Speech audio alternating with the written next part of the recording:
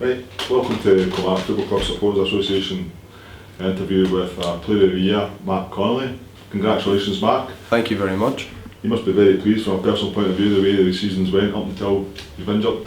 Yeah, obviously it was an honour to get the fans' choice to say I was Player of the Year, and obviously the injury was a bit of a disappointment in the end. But I think at the end of the day it was just one of them things. Up at Inverness, it was quite an annoying injury, but yeah, the biggest thing for me was getting the award, and that was a massive thing from all the fans. I think when the fans are voting for you, it means a bit more, you know. So I'm very thankful, and hopefully I can be back ASAP playing.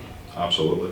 How is the injury, just for an injury update if you want? Yeah, it's good. I'm back. It's now over 5 weeks. Been doing my rehab, doing strengthening work with the 2 physios. It feels great, but obviously we're not trying to rush anything. But yeah, it feels good. I've got full movement back. I'm just strengthening it now, and it's just really easing myself back in. Hopefully I think after 6 weeks, which is next Wednesday, I can get back running and out in the pitch again. So hopefully, you never know. I'd love to be back before the end of the season, but I don't think the physio's too pushed on me doing that. So you don't want to make it worse than the bad. Yeah, of course. So I don't want to be out then for the start of next season or something silly like that there. So I think just get it right now, and then get prepared for next season and pre-season, and hopefully come back stronger and better. Right. Obviously Gary's come in and taken over from Alan. Have you noticed a big difference around the club since Gary's taken over? Is he doing things differently? Maybe you've not been involved because of the injury. Yeah, well, to be fair, I've been in the gym a lot of the times, but the biggest thing for me is the positivity. He's very positive with young players, with everyone. No matter how everything's are going, no matter if we got beat on Saturday, he's trying to get a positive vibe in the dressing room, which is a big thing, because we've so many young players, and they sort of need that. They don't want to be walking around with their heads down. But I think he's been brilliant. For me personally, he was very helpful when I got injured. He was always ringing me and texting me to find out how the recovery's going and how's it feeling. But I've watched the past probably week. I've watched a few training sessions, and it's been good. The tempo's been good, sharpness. And I think even you can see in some of the performances, the lads have been unlucky recently. I think Saturday against Motherwell, I think the first 30 minutes could have been 3-4-0. Yeah. But just them little things of getting the second goal or third goal kills off the game. But I think the manager's been a real shining point for the club. I think there's a lot of positive things happening now with the new chairman and obviously the new manager coming in. So it's exciting times. Absolutely. Come back to your own career. You started at Wolves. Was football always your first love back in Ireland, or was it Gaelic football? It was Gaelic football. I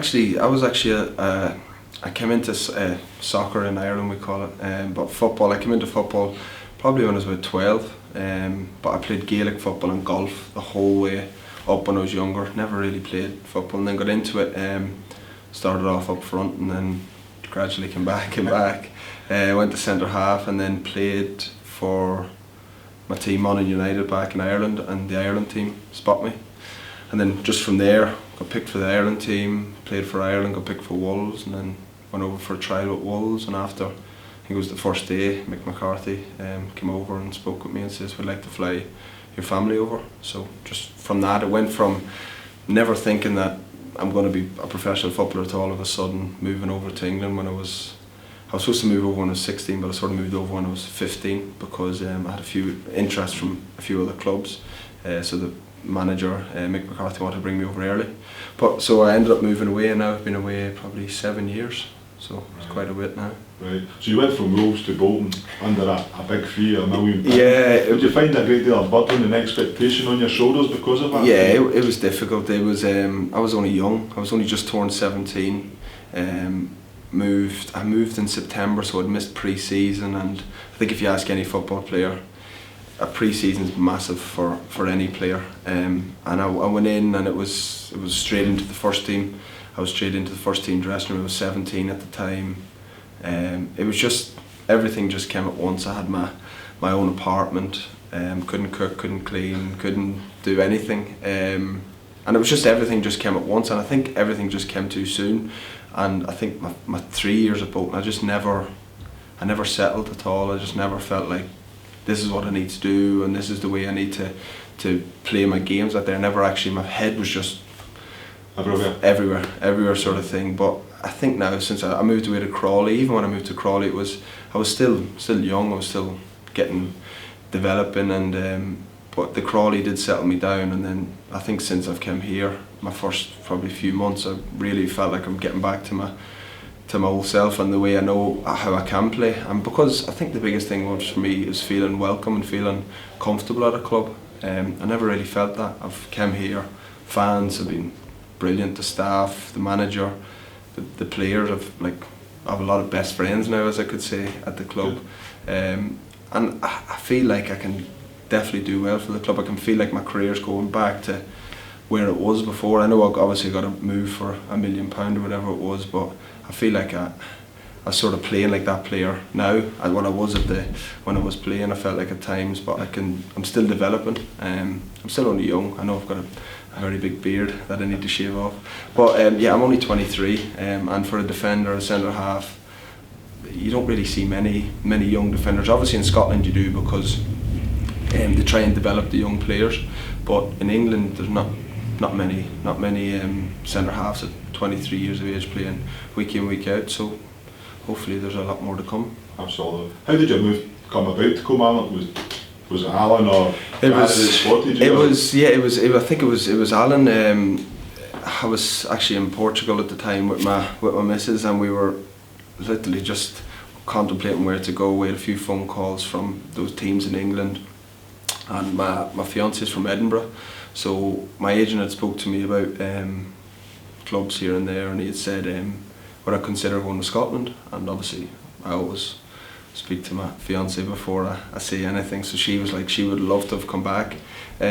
So Kilmarnock came up, Alan rang me and spoke with me and just said if I would like to come and have a look around. And when he spoke to me on the phone, he sounded very positive. And obviously the biggest thing for me was I needed to see about the pitch, because I'd always played on grass all my career.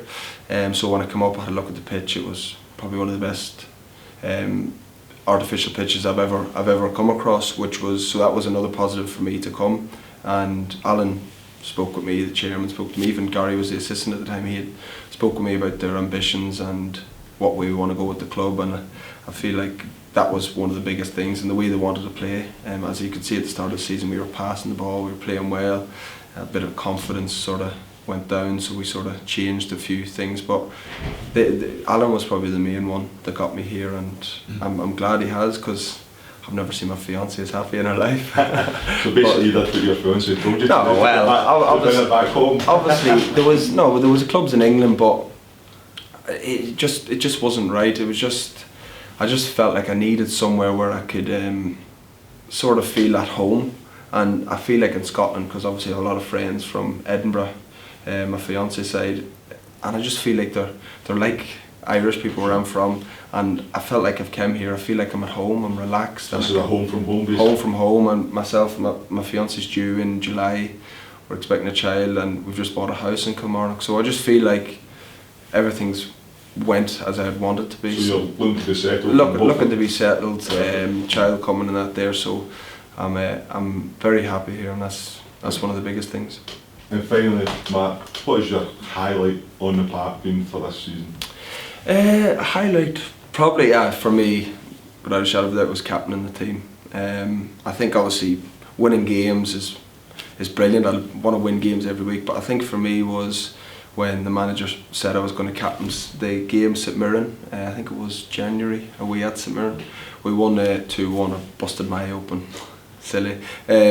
But that was probably one of the biggest things for me. I've only been at the club, I was only here probably 5-6 months, and for the manager to turn around and give me that responsibility of leading the team out, for me that was probably the biggest. Maybe other people might think of beating Dundee United and scoring against Dundee United or other things like that there, but the biggest thing for me was captaining the team.